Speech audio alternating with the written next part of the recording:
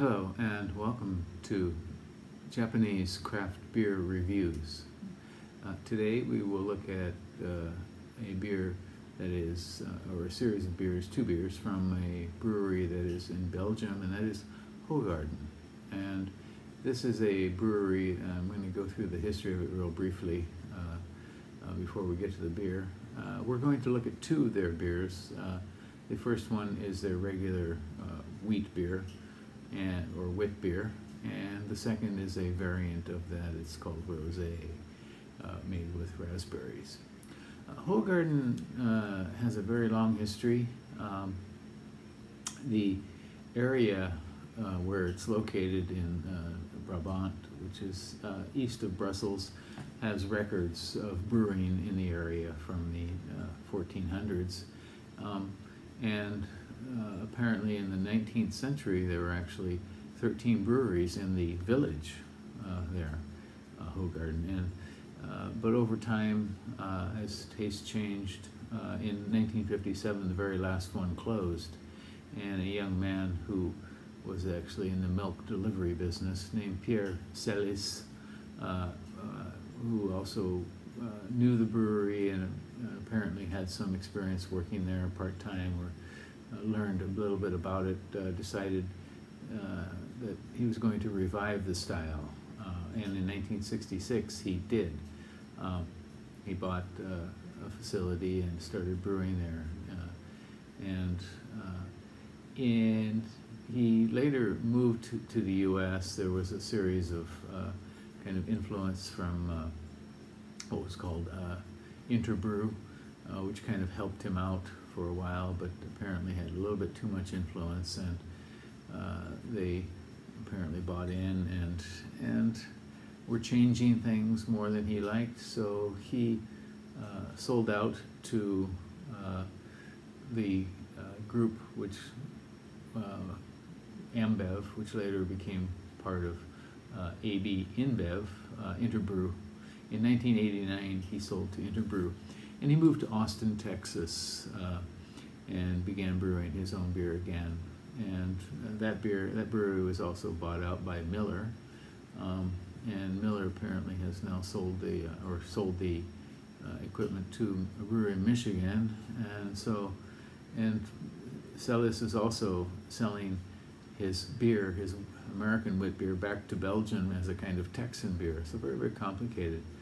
And you know, there's a very complex series of buyouts and closures that involved Interbrew, Ambev, and later AB InBev. And I'm not going to go into the details. I'm sure you don't want me to. And so the origin is in this area east of Brussels, which was settled by Celts, and Belgium was not created until it was at 1830, and so it was part of the Netherlands at that point, and Netherlands, of course, had colonized some islands in the Caribbean, and including Curacao, which gave them the oranges for their dried orange peel, which is an ingredient in this, and also some spices, things like coriander and cumin. And so it's kind of funny, De Gaulle said that the London Conference in 1830 created Belgium just to annoy the French. So, and I'm sure Belgians don't like to hear that, kind of a complex relationship between Belgium, France, and England. And ultimately, AB InBev decided, after all their moves and buyouts and this and that, to keep on brewing in Hoegaarden. And their main beer, this wheat beer that we're going to look at next, we'll talk about it in more detail. So the wheat beer is the main one, and I have to say it's probably one of the most popular beers in the world, actually, certainly in Japan. It's probably the most popular Japanese beer. So Hoegaarden also makes rosé with raspberries and citro. Their Grand Cru is quite famous. They make something called Julius, which is a high alcohol beer, forbidden fruit. You may have seen this one with a picture of Adam and Eve on the label. Das, and then Special.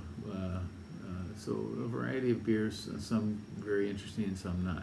Well, let's take a look at the first one next. All right, bye-bye. All right, and here is the next beer we're going to look at from Hoegaarden, and it's called Hoegaarden Rosée. And this is a classified as a flavored beer or fruit beer on RateBeer. And it is a 3% beer. I don't have the international bittering units for it, but I would expect it's probably in the teens, not very high.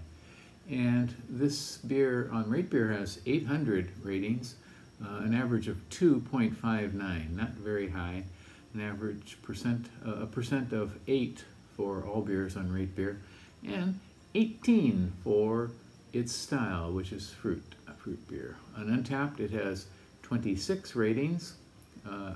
26,000 ratings, and 3.01, so about half a point higher than on RateBeer. The note here, of course, is raspberry, but so beer blanche à la framboise, wheat beer with raspberries, but on the label it talks about the fruit juices in here are raspberry, apple, strawberry, elderberry, along with coriander seed and orange peel, and that would probably be Curacao dried orange peel. So quite a bit more than just raspberry. Okay, well, let's give this one a go. It's a very small bottle. I'm not sure why they did it in such a tiny little bottle for a little 3% beer. In any case,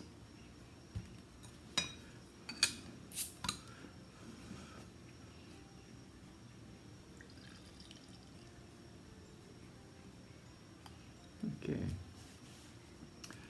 it is a kind of light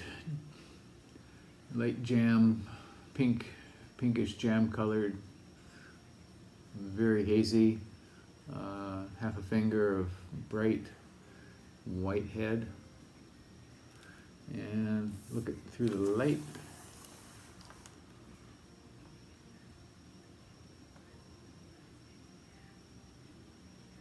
Okay, don't think you can see carbonation rising or not.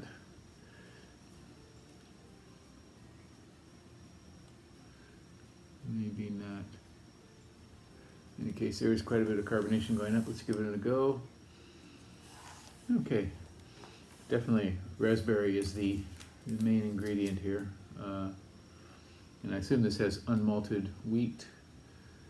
Yeah, they have wheat here, and so just as the regular Hoegaarden has quite a bit of unmalted wheat, I assume this one does as well. So definitely raspberry, light wheatiness,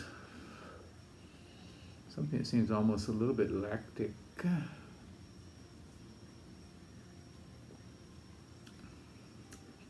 Very sweet red berries.